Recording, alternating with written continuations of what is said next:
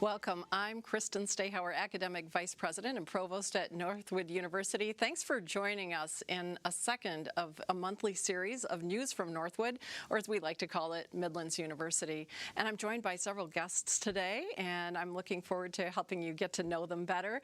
We have Justin Marshall, Vice President of Advancement and Business Development.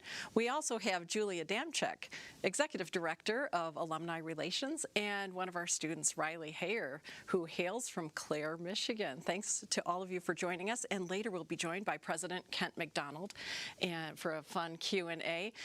In our lineup today, we'll be hearing about the Business Professionals of America, our success at the national competition, and also, as I mentioned, a Q&A with President McDonald. But first, we're going to start with information about our Mall Walk Improvement Project, and it's an exciting transformation of Midland's campus, Northwood University campus, and certainly some really wonderful features too in terms of flood mitigation. And Justin, for those who aren't familiar with it, could you tell us a little bit more about this project?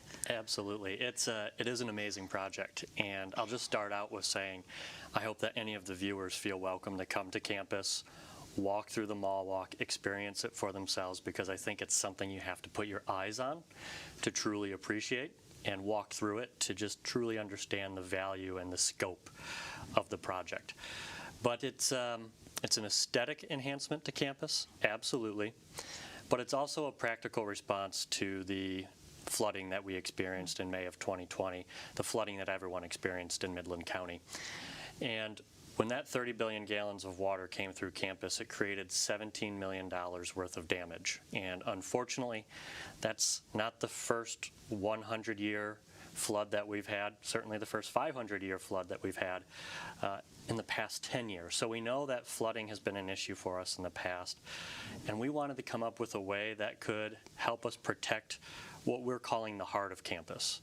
And that really is our critical academic facilities, Eldon B. Dow facilities, Jordan Hall, Strosacker, Griswold Communication Center. And this is an underground engineering project that, imagine this, has a 500,000 gallon retention system that allows it to hold water if there is ever any sort of flooding issue until it can be safely released. And it also protects us year-round from any sort of groundwater intrusion event. It's truly spectacular. And with it comes all of these beautiful amenities that you see above ground. And we have a new Four Seasons space that I think people are going to be really excited about. There are new trails, and embedded in these trails are quotes from famous leaders and historic figures that inspire our students, and we hope inspire our community, and help them learn a little bit about who Northwood is and what the Northwood idea means to us. And it's a project, here's what I'm most proud of. No public funding involved in this project. This was a project funded very generously by 3 local foundations, the Herbert H. and Grace A. Dow Foundation, the Roland Gerstacker Foundation, and the Charles Strosacker Foundation, and more than 250 individuals, alumni, community members, and friends of the university. So it's a special project. It sure is, and it certainly exemplifies what many of us love most about Midland is how we band together. And so thank you for sharing that information. We have a special treat for our viewers with some video footage of our May 25th ribbon cutting ceremony.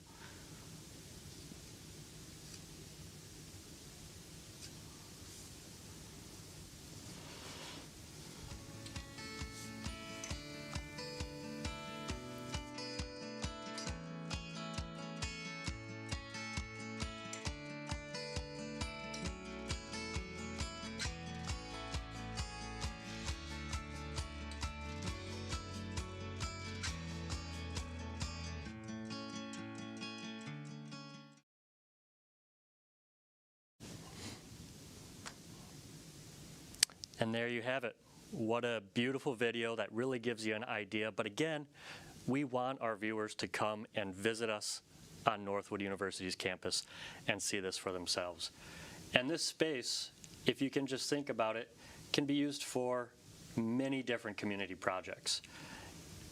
Weddings, high school graduations, family reunions, special dinners or community events.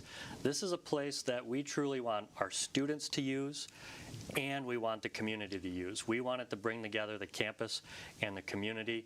We want to let everyone know that the drawbridge is down.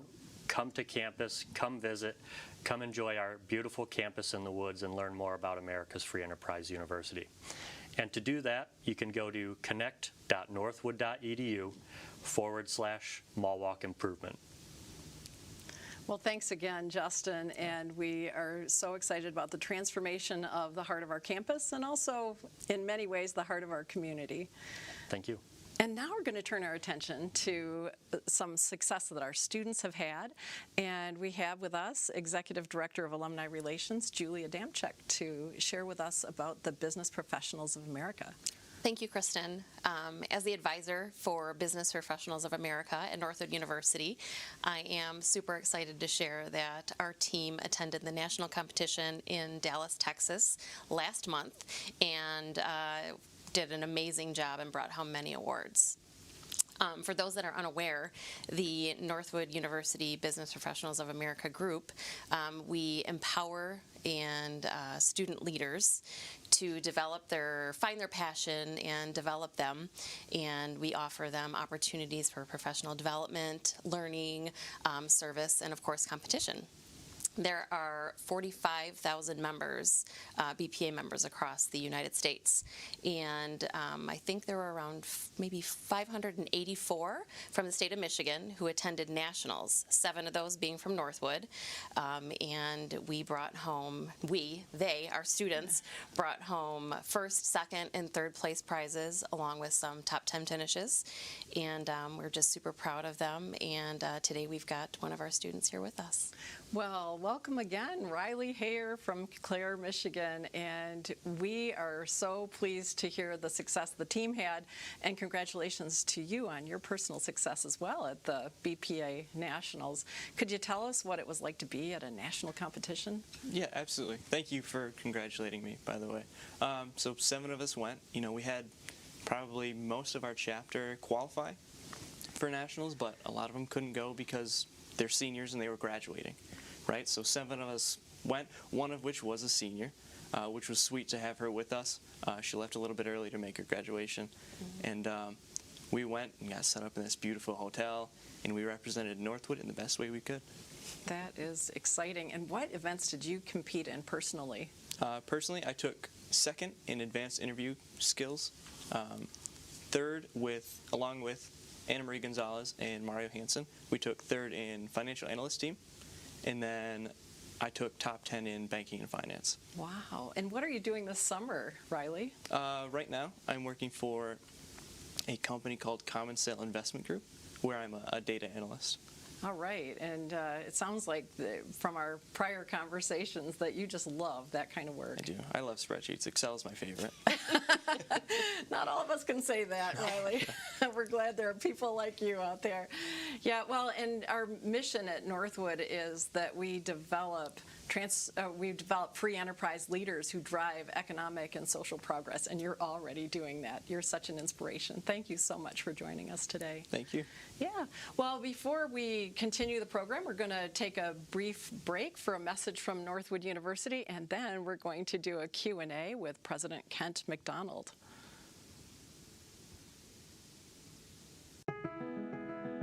We've never met, but we know you. You've got big plans for your career and your life. Yes, I love it. You're the overachiever, the go-getter with the entrepreneurial spirit. This is such a cool idea. We could definitely. You're also guided by this inner compass, your true north. Yeah, we know you. And maybe it's time for you to know us. Welcome back. We are so pleased to be joined by President Kent Mcdonald, President of Northwood University. Thanks for joining us, Kent. Great to be here. How are you? Fantastic. We'll have a fun Q&A of questions that have been compiled by our faculty and staff for you. But first, I'd like to share some information on Dr. McDonald's background for those of you who may not have had a chance to meet him yet or to get to know him. He is Northwood's 6th president and joined us in August of 2019 and is a respected higher education leader with decades of higher education leadership experience. He joined us from St. Francis Xavier University, where he was president since 2014, and has focused his scholarly work on what makes great universities great. And we're thankful that he is focusing that expertise and attention on leading Northwood University to even better performance and greatness. And he is married to Mary Ellen McPhee, and they met over 30 years ago as undergraduate students in Nova Scotia. They have 4 children, Adam, Matthew, Megan, and Patrick, 3 of whom who have been or will be Northwood University students. So you definitely believe in the product, President McDonald. And he has traveled the world in his pursuit, as I mentioned before, of what makes great universities great. So thank you for joining us today, Kent. And we're going to have some fun Q&A and a little conversation about Northwood University. That's great. These are questions that were compiled from faculty and staff. Okay, I hope they're kind. Yeah, so let's start off with a fun one. What's your go-to breakfast? Well, I'm not much of a breakfast eater, so for this morning I had a chai tea and almond milk. If I have to eat, I'll maybe a slice of toast and peanut butter. Okay. But not a lot. All right. You keep it light. Well, staying with diet, but maybe a different kind of diet. What's your media diet? So every day I begin by reading the news, and so I have a subscription to the Wall Street Journal. Try to read the opinion pages there. We have a little place in Florida, so I read the news down there. It's fairly apolitical, boring community events. And then Detroit news. Here in Midland, of course, I read the Midland Daily News. It keeps you up to date on all the things going on around this amazing city. And then for apps, I'll scroll through and try to balance myself in terms of Fox, CNN, and a more worldly outlook on BBC. So just trying to get a variety of different perspectives on things and trying to keep ahead of what's going on around the world. Are there Canadian news sources that you like to follow as well? Mostly the sports, perhaps hockey and things like that. But favorite team? In hockey, has to be the Ottawa Senators. Mary Ellen and I live there. Our 4 children were born in Ottawa, and one day they'll win the Stanley Cup. Yeah. So what's your favorite color? Well, when I came to Michigan, I didn't know what this question meant, and people would say, blue or green? And of course Northwood is blue, so I said I guess it has to be blue. I've come to realize that question was a loaded sharing question. Another affiliation. That's right. So blue has to be my favorite color. Yeah. Well, that makes sense. Yeah. What's your favorite book? Great question. Like you, I like to read a lot. I don't read a lot on tablets. I'm still one of the old-fashioned readers. When Mary Ellen goes shopping, she knows to place me in a bookstore, and I could stay there for hours. So there was a book written over a decade ago that I've recommended to many people. 2 researchers, one out of MIT, one out of Chicago. His name is Acemoglu, and the other one was Robinson. They wrote a book called Why Nations Fail. And I think it's a fascinating read. On the surface, it tells a story of why some countries are more prosperous than others. But when you go a little bit deeper, there's actually interesting leadership questions in there, organizational principles, a little bit of politics, government policy. And what's interesting is I fell in love with that book well before I came to Northwood.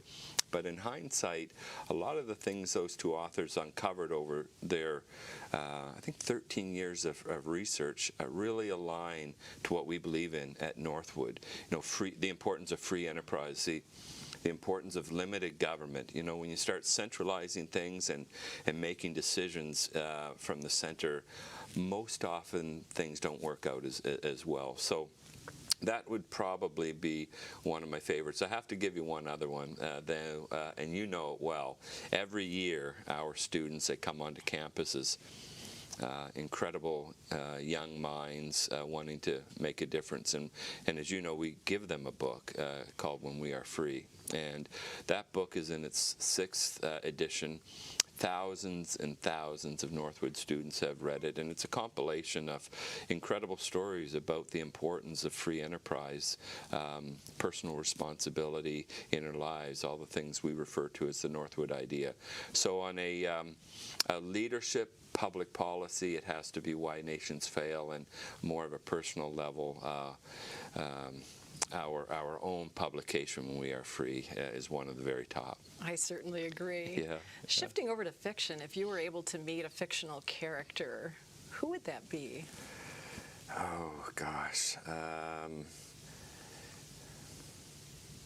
That's a great question. I don't know. I don't read a lot of fiction. So I would say, I would cheat on this question. People who maybe represent historical figures I'm interested in. And one of the things that I have done, you mentioned Nova Scotia. So I was born in Nova Scotia, Canadian by birth, permanent resident proudly now of this incredible republic. And I thought it was important for me to understand a lot of the history of the country. So I started researching what were the best books on every U.S. president. And so I started at Washington and made my way through people I had never heard of. That's something a lot of Americans haven't done. Yeah, maybe so. And but it's a unique, I think, and powerful way to understand the country and its history. And that history really informs perhaps how we view things and how things are happening today.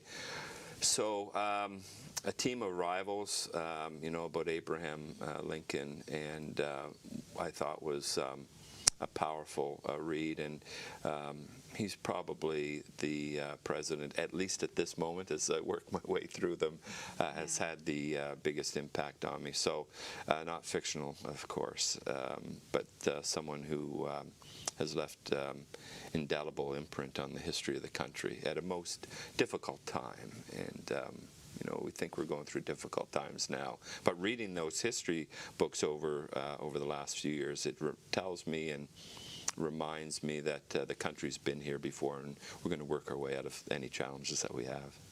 Certainly is an inspiration. Was there a president maybe who you didn't know much about that you learned about through reading about different biographies? Well, I didn't know. I always became confused about, of course, now President Biden being the 46th president, but there were only 45 presidents, and so I didn't know about Grover Cleveland and his term in office, and then leaving office and coming back. And of course, you know, if President Trump does run again, he'll have the opportunity to maybe be the second one of those people. So I didn't know that part of the history. I heard, of course, Washington. I'm a graduate of University of Pennsylvania, which was started by Benjamin Franklin. So I read a lot years ago about Benjamin Franklin. So seeing his name and the history at that moment of the country, and took incredible vision and leadership. And so learned more about Washington, but maybe Grover Cleveland, but people like Taylor I'd not heard about before, and it's an incredible history when you read it in that way. Definitely puts things in perspective. It does. It really does. Yeah.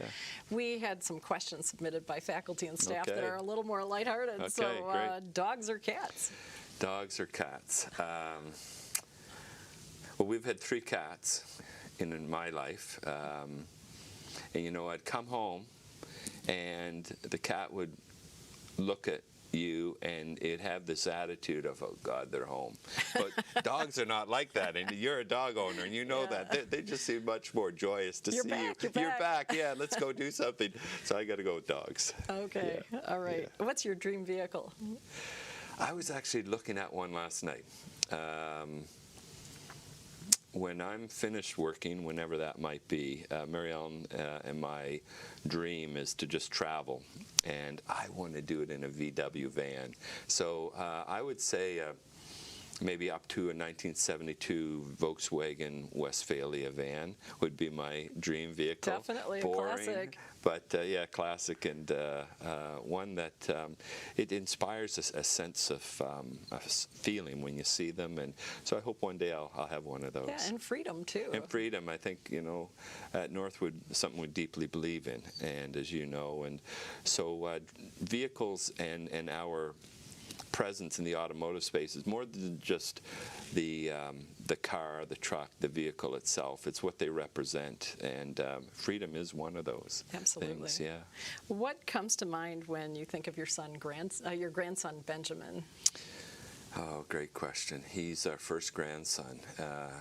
And you mentioned Matthew, Megan, and Patrick all having graduated or will be on our campus, that being Patrick.